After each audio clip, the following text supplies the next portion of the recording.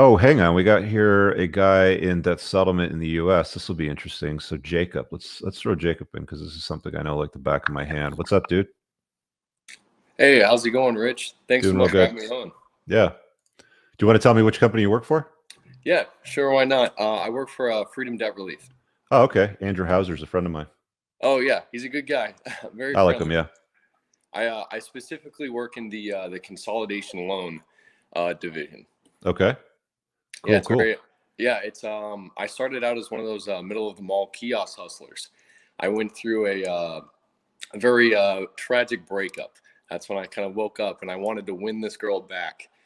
And I these guys over at Freedom, they gave me a chance. Okay. And so that's how I got here. But Are you um, in San? What is the town name? San Mateo, I think was where their head office was. that's yeah. The head office is in California, but I'm here in Tempe, Arizona. Okay, you're in the Arizona spot. Okay, cool. So what's your question? My question is, I just worry with the political climate, how progressive things are becoming here in the States. Do you think debt settlement, this industry is going to last? Um, why do you think it's not going to last? So let's start with that. Uh, I'm a that's a good question.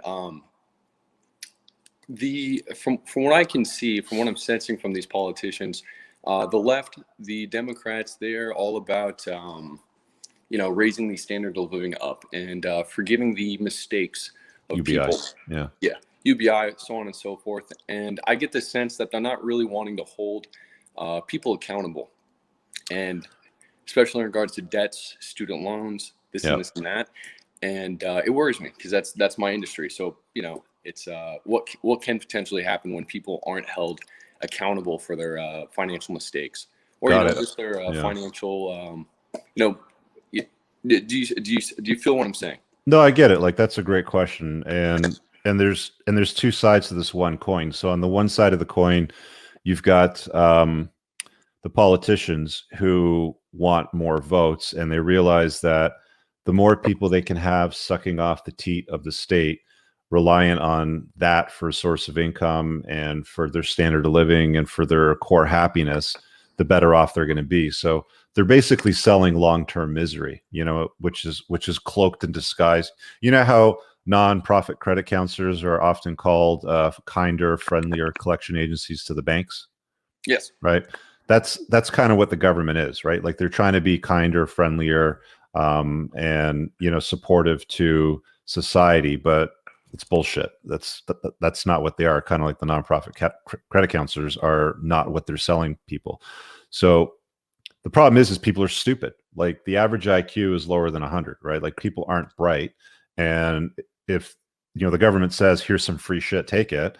They can be like, okay, we'll take that. Like people in the U.S., they don't want freedom. They don't want sovereignty. What they want is they want free shit, right? Correct. So they're going to keep voting for more policies that do that. So let's forgive debt. Let's lower interest rates. Let's give away free shit. Correct. Now the problem with that is that the world runs on money.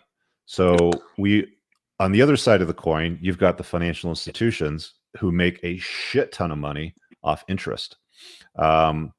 I've been in the business for a long, long time, as you know, and I was an insider in the collection industry for almost as long as well. And it's mind-boggling how much money they make off service interest payments on debt and how long it keeps people in debt. They make so much profit. It is ridiculous. Now, are they going to give that up? I don't think so. They're going to go down kicking and screaming. So there's going to have to be a happy compromise somewhere in the middle.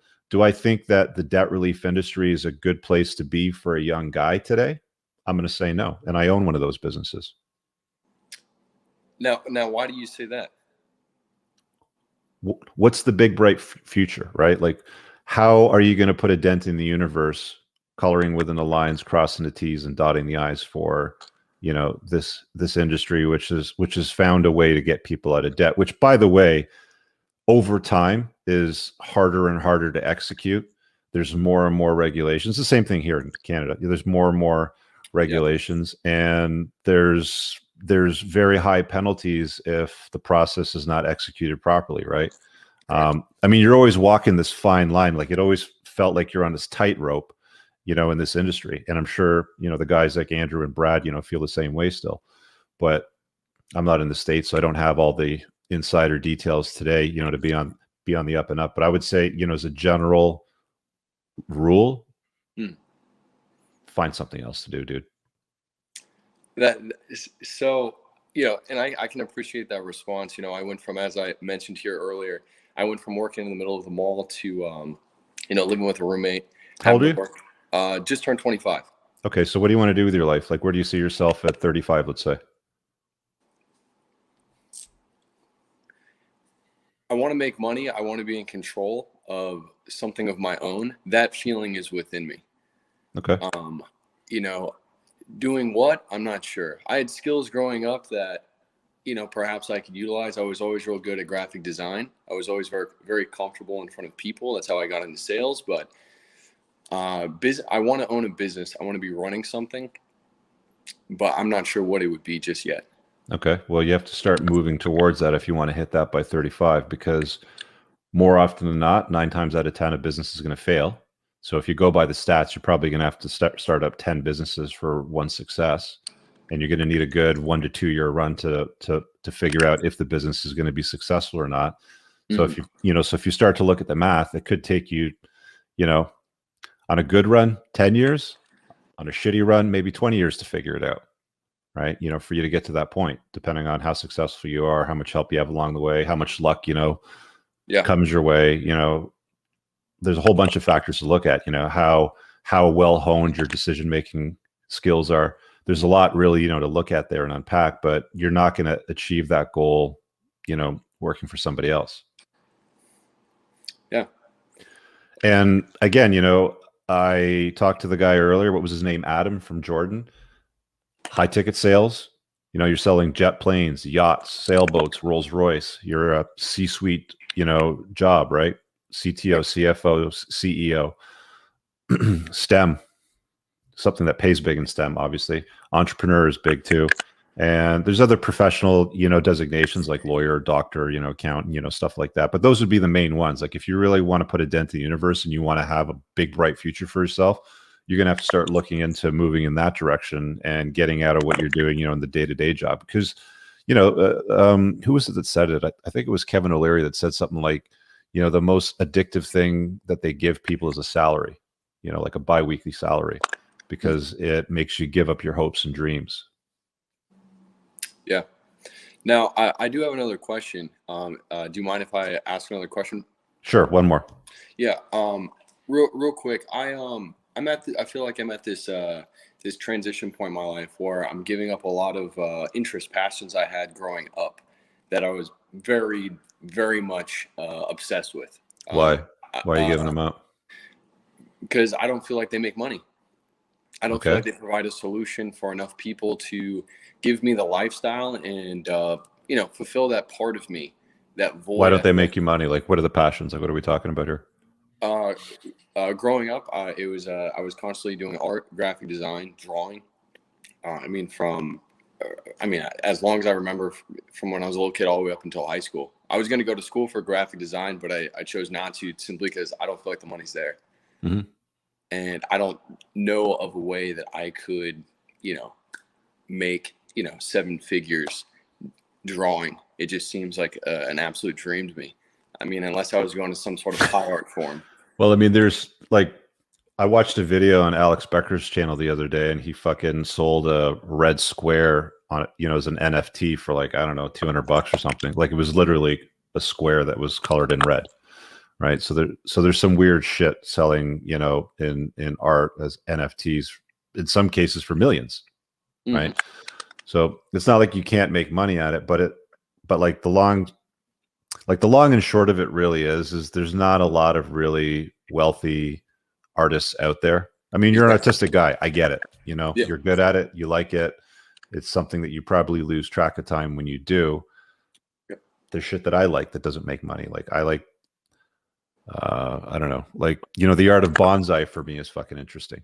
I used to like racing cars, but there's no money in racing. Like I found out, when I got deep enough into racing and I worked as a part of a pit crew at Mossport here for 2 races once, and I'm like, you know, like I wanted to get the inside scoop, and I'm like, so, you know, what kind of money is made in this, and where does it go, and you know, how do you raise sponsors? And it's like, there's no money in racing. Like most guys that race do it as a fucking passion, just because they like going fast. Actually, most guys that race cars are entrepreneurs that have enough money to blow that they sponsor their own race car. Ah, okay. So, and to clarify my question, I worry sometimes that perhaps it's too late to find a new skill, to master a new Dude, skill. you're 25, man. You you know, got no, you got lots of time. No, but okay? Okay. You got lots of time. Don't even talk like I'm in my late 40s and I started doing this only a few years ago. Like this was a new skill for me, right? Like, you know, it's outside of my normal comfort zone with what I'm an expert at. Like I know the credit and collection industry like the back of my hand, right? Mm-hmm. Like I know a lot of people in the industry. Like I know the people that started up your company, right? Like I know a lot of people in the United States that run in the debt settlement space, and even creditors too, and law firms and guys that, you know, were lobbyists and all that sort of stuff. It's not what I want to do though, right? This is a new skill that I've learned. So don't say that you can't learn a new skill at 25. That's bullshit, man. You got lots of runway ahead of you. The problem is don't fucking waste it, right? Because if you let 5-10 years burn and you're like, all right, I'm 35. What have I done with my life? You're gonna be fucked, right? Because you just burned through 10 years. You'll never get time back. You can always make money back. You know, you can go and spend money on something and fuck it up and have it flop. Like I've thrown money at some businesses. I've thrown money at some crypto. I've thrown some money at some stocks, and it's gone nowhere. You know, it's just poof. It's just evaporated. Doesn't matter, right? I may have spent $50,000 learning that lesson. It was a $50,000 education, but I'll never make that same mistake again. But I still have the time because I was efficient with it. See what I'm saying? Yeah, I see what you're saying, Rich. I appreciate the guidance. All right. Tell Andrew I said hi. I will, sure. See you, man. Peace.